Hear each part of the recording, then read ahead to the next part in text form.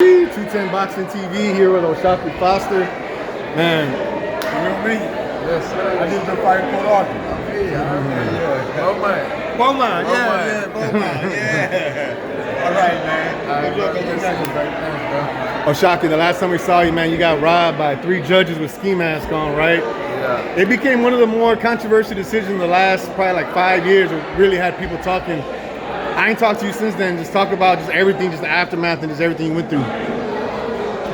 Man, I don't know. It was crazy, but I don't know. I know what I got to do in the next go round, man.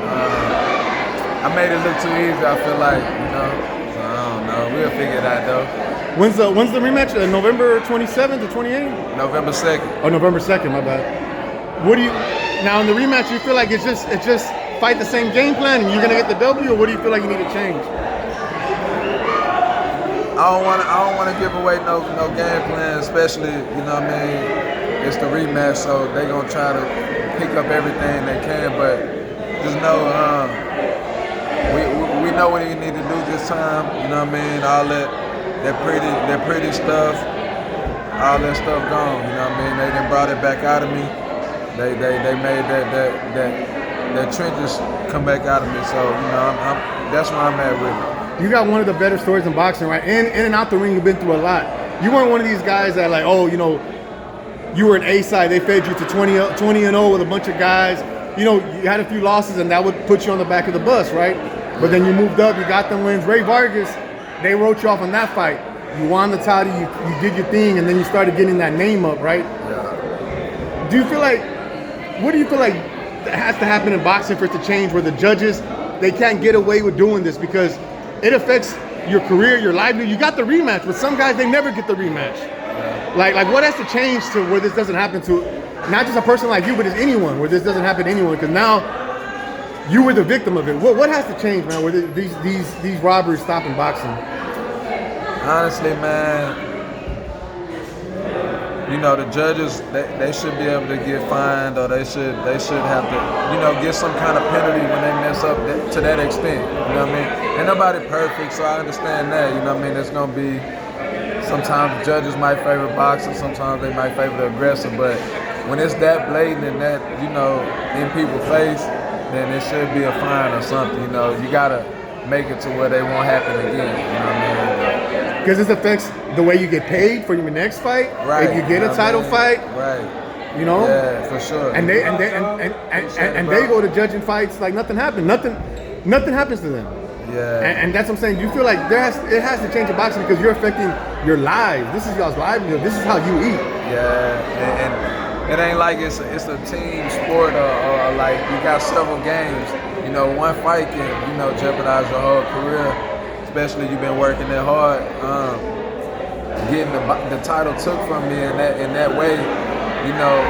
If I wasn't that strong-minded, it could have turned me over. It could have, put me back on the path where you could fall into depression over there. You know what I mean? Like people don't know what y'all go through. But I understand what I need to do now. I feel like God, He let me know it's more that I can do, and getting too complacent, trying to just, this easy work, let me just box my way. Nah, really, put in that effort to try to get these guys out of there, show the world your real talents.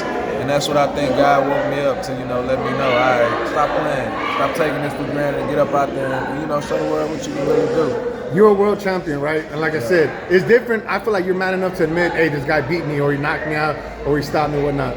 But it's different when they steal it and they rob it from you, right? It just has to be different. Nah, it was one of my easiest fights as a pro. Period. Because I couldn't understand it. If he was like an A-side name, like a Canelo, or let's say like a Shakur, where his name was so much bigger than you, then yeah, I can understand it. Right. But there's nothing I could point to, or I don't know if you could look at where you can understand why it happened. Nah. Was it like you at the end of your contract?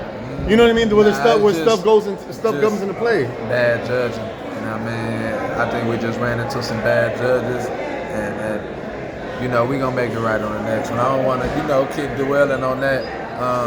Cause my mindset is something different now. I'm ready to elevate to a whole nother level. So, just tune in November 2nd. We're on in New York at Turning Stones Casino, and we're gonna show the world. what will the win and the redemption and you become a 2-time champ? Do you think that's even going to be better? That's going to feel even better than the first time? That's why I say I ain't even think about it. 2-time on the way, for sure. All right, Shock. Any message you want to leave off to the fans or just fellow boxers? Because this is going to happen. I hate to say it, but this ain't the last time it's going to happen. It's going to happen in the future to fellow boxers like yourself. Yeah, for sure. Do you have any message to the youngsters or anyone that this is going to happen to in the future on how to take it? Man, just have self-confidence, man. Everything ain't gonna always go your way. And, you know, it's always gonna be little roadblocks, little obstacles, but try to find the positive out of it, and, you know, it'll take you. All right, man. Revenge tour November 2nd, right, Shock? Yes, sir. All right, man. 2-time.